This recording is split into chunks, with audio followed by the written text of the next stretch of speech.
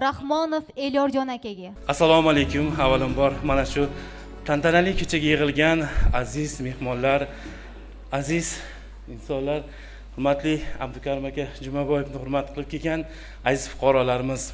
Men so'zimni boshida O'zbekiston xalq shoiri, O'zbekiston qahramoni Erkin Vohidovni bir chiroyli satrlar bilan boshlamoqchiman. Yurtdoshim bog'ingga bir nihol qada, u nihol nomini yaxshilik ata. Niholning yoniga bir gul ekib qo'y, u gulning nomini go'zallik deb qo'y. Gul u niholingga baxsh etib hayot, suv ber va bu suvga mehr deb qo'y ot. Sendan farzandingga bog' qolsin ey do'st, bog'ing vatan deya nom olsin ey do'st.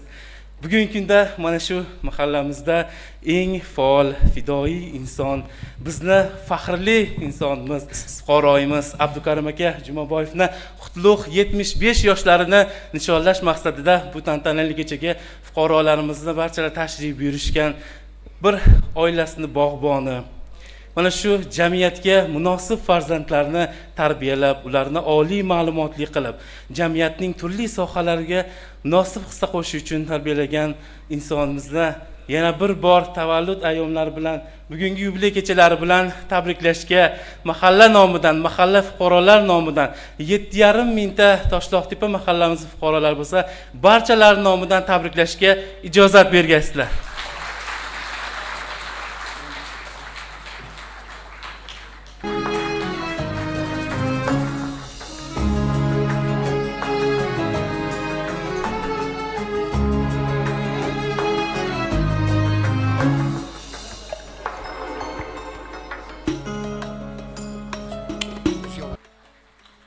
Azizlar, endigi navbat Tojikiston